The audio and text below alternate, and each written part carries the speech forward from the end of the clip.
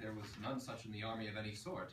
What is he that you asked for, niece? My cousin means Signor Benedick of Padua. Oh! Padua, it's Padua.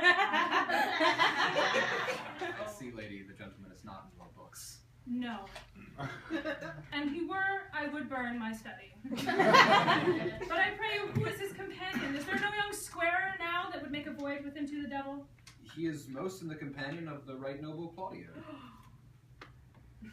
Oh, Lord! He will hang upon him like a disease. He is sooner caught than the pestilence, and the taker runs presently mad. God help the noble Claudio. If he have caught the Benedick, it will cost him £1,000 ere be cured. I will hold friends with you, lady. I wonder that you will still be talking, Signor Benedick. Nobody marks you. What? My dear Lady Disdain, art thou yet living? Is it possible Disdain should die when she hath such meat food to feed it as Signor Benedick?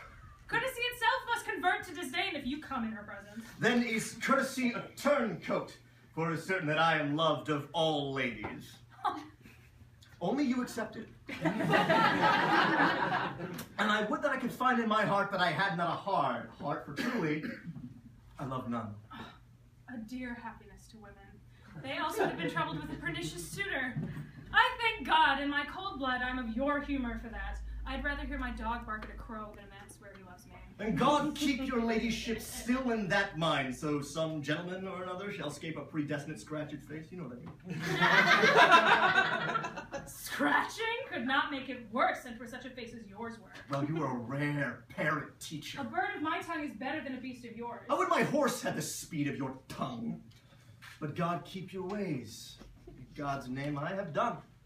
You always end with a jade's trick. I know you of old.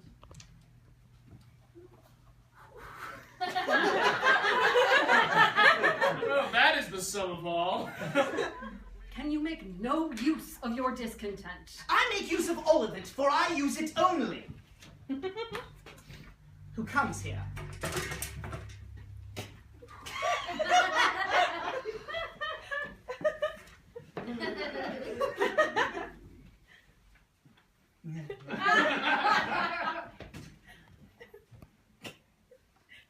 What news, Borachio? He sent me no husband, for the which blessing I am at him upon my knees every morning and evening. Lord, I could not endure a husband with a beard on his face. I'd rather lie in the woolen. You may light on a husband that hath no beard. What should I do with him? Dress him in my apparel and make him my waiting gentlewoman? Will you not tell me who told you so? No, you shall pardon me. Nor will you tell me who you are? Not now. That I was disdainful. That I had my good wit out of the 100 merry tales. This was Signor Benedick that said so.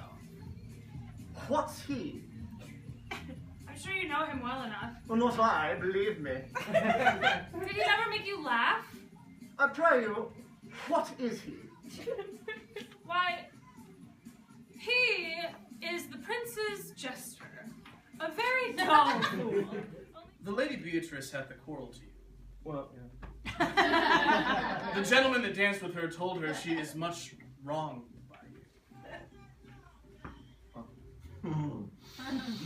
She misused me past the endurance of a block. She told me, not thinking I had been myself, that I was the prince's jester.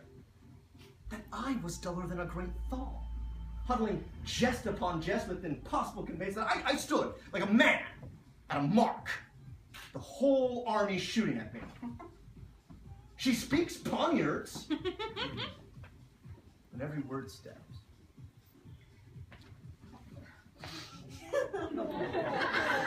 Thanks.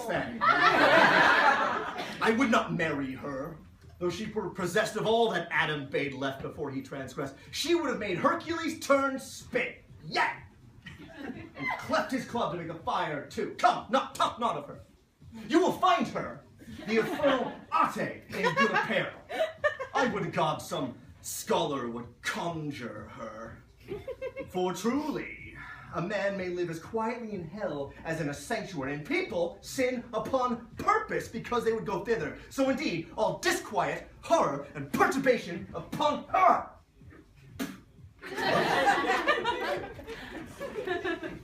Look, here she comes. Your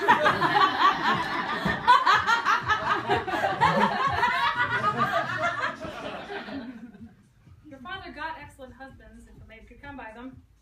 Will you have me, lady?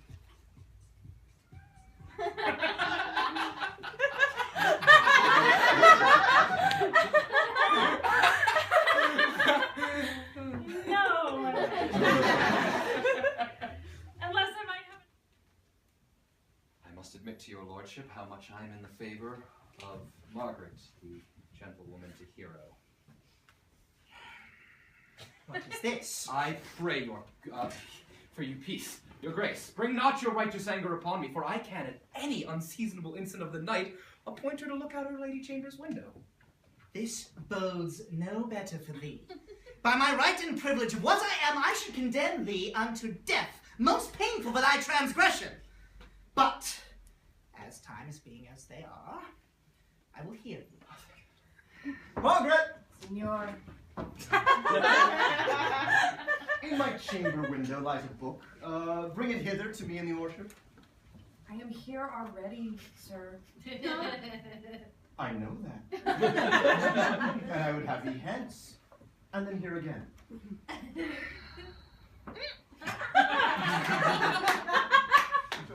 One woman is fair, yet I am well. Another is wise, yet I am well. Another virtuous, yet I am well. But till other graces be in one woman shall not come in my grace. Rich she shall be. That's certain. Wise or all none. Fair or I'll never look on her. That's mild, will come not near me. Noble, of good discourse, and an excellent musician. And her hair shall be... What color, please God? Affection. Hold it up. Hath she made her affection known to Benedick? No, and swears she never will. That's her torment. 'Tis true, indeed, so your daughter says. Shall I, says she, that have so oft encountered him with scorn, write to him that I love him? Oh. Then down upon her knees, she falls, weeps, sobs, beats her heart, tears her hair, prays, curses, oh sweet Benedick! God give me patience! She doth indeed, my daughter.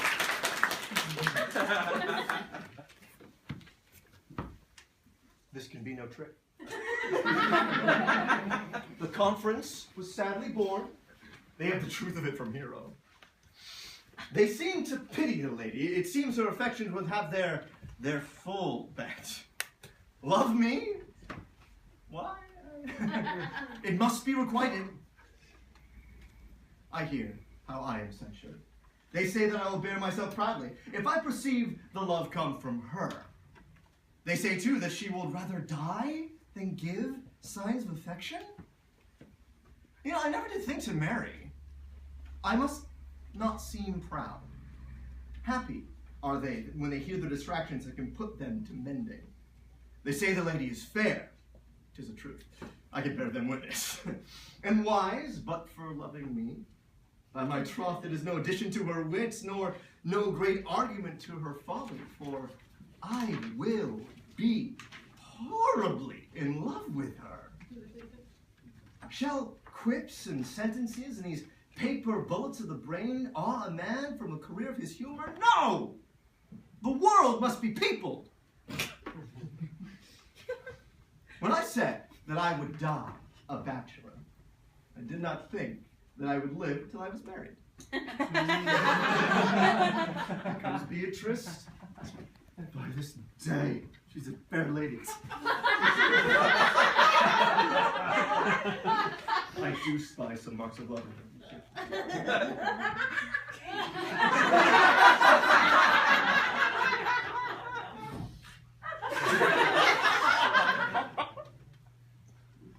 Against my will, I am sent to bid you come into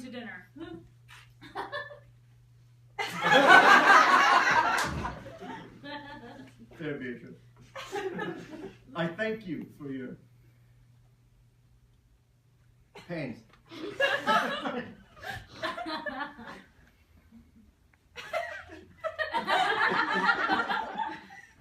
I took no more pains for those thanks than you take pains to thank me. If it had been painful, I would not have come. Or you take pleasure in the message.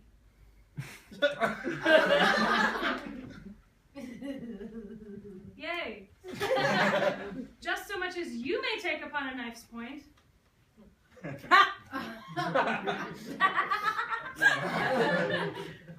You have no stomach, senor? Fare you well.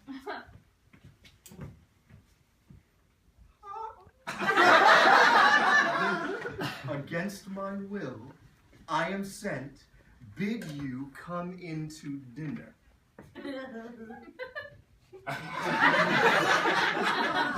There's a double meaning that I took no more pains for those thanks than you took pains to thank me. That is as much to say, any pains that I take for you is as easy as thanks.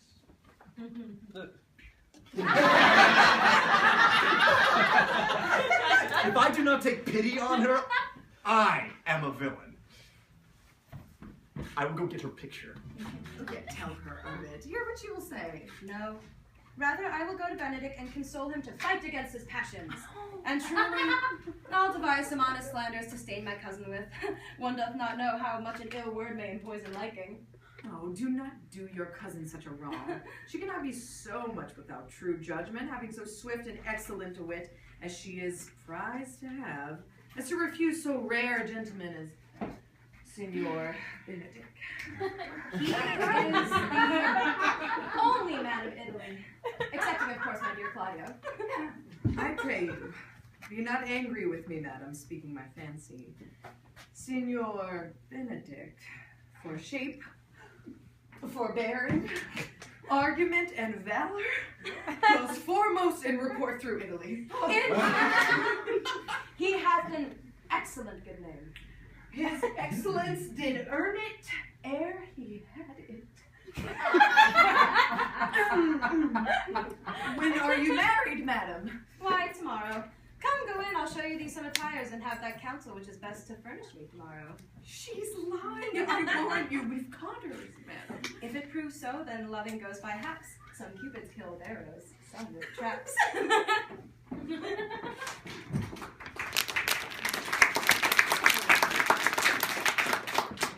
What fire is in my ears? Can this be true? Stand I condemned for pride and scorn so much? Contempt, farewell. And maiden pride, adieu. No glory lives beyond the back of such. And Benedick!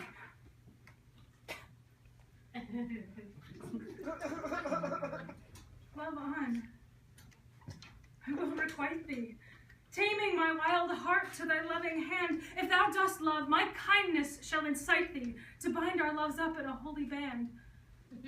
For others say thou dost deserve, and I believe it.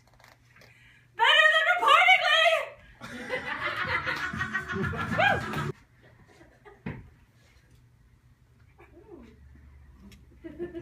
Gallants, I am not as I once was. Circumstances shortened, for she has been too long talking of the lady is disloyal. Who? Hero? Oh, even she, Leonato's hero, your hero, every man's hero. Disloyal. Or make them, why the more is for your honesty. If we know him to be a thief, shall we not lay hands on him?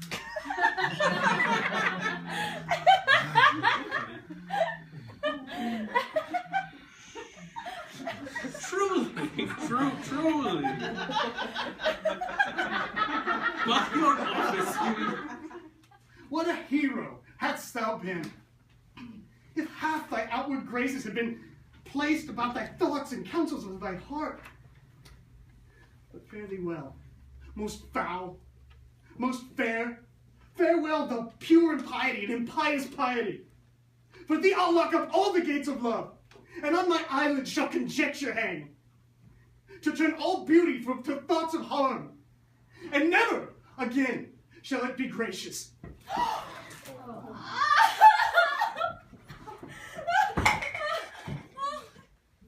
Come, bid me do anything for thee.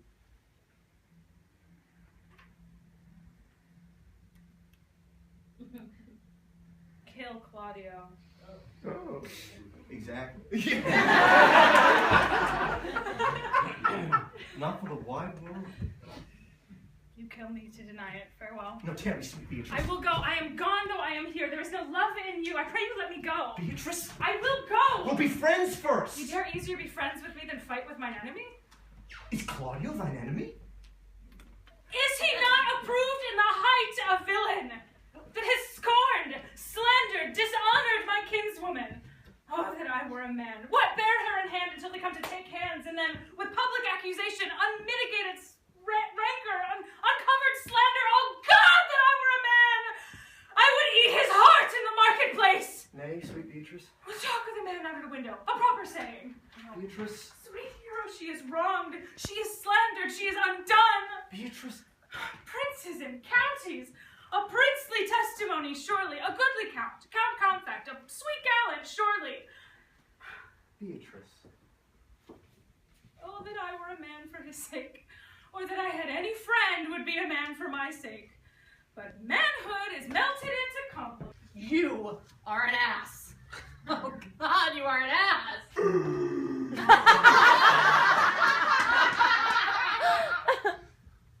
Okay.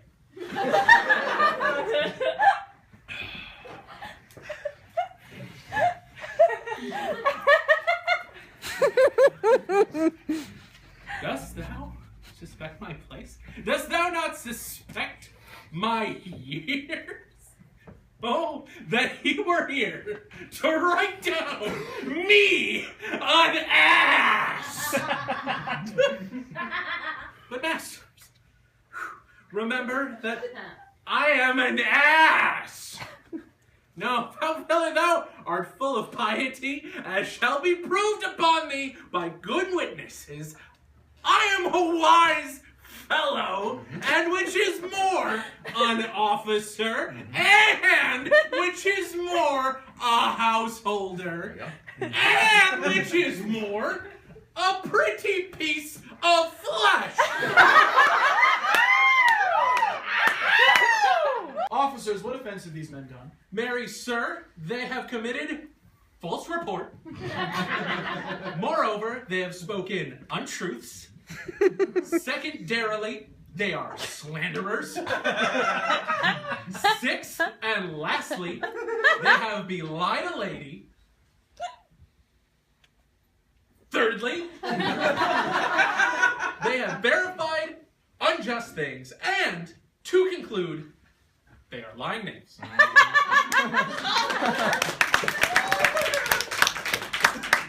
For which of my bad parts did thou first fall in love with me?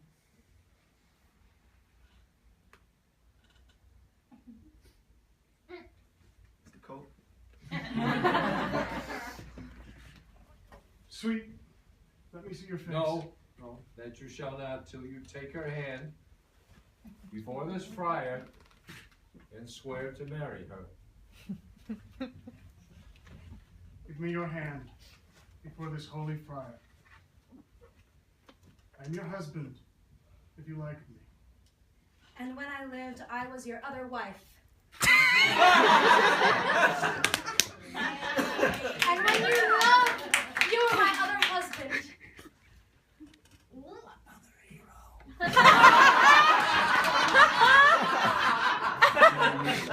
Stop will let us presently.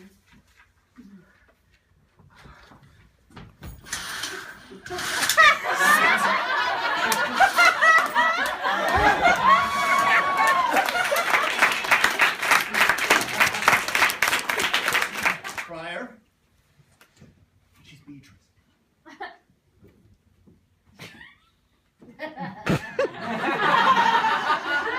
I answer to that name. What is your will?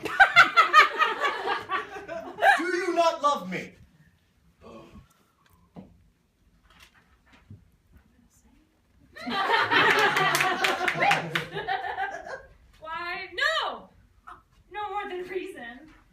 Why then your uncle and Prince Claudio have been deceived. They swore you did. Do not you love me? Troth, no. No more than reason. My cousin and Margaret were much deceived, for they did swear you did. They swore you were almost sick for me. They swore that you were well nigh dead for me.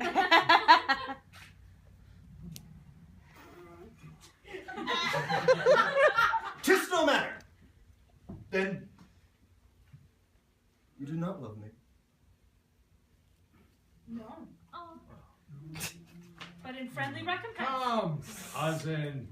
I am sure you love the gentleman. And I'll be sworn upon it that he loves her. Is this a napkin?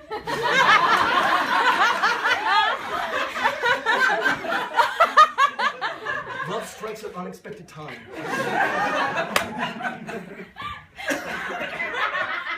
That's a miracle.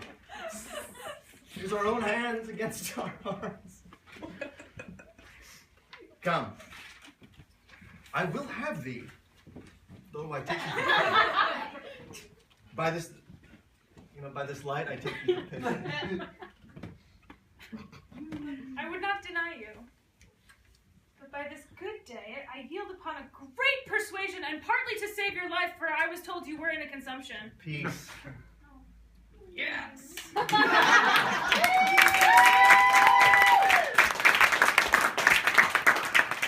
How dost thou, Benedick, the married man?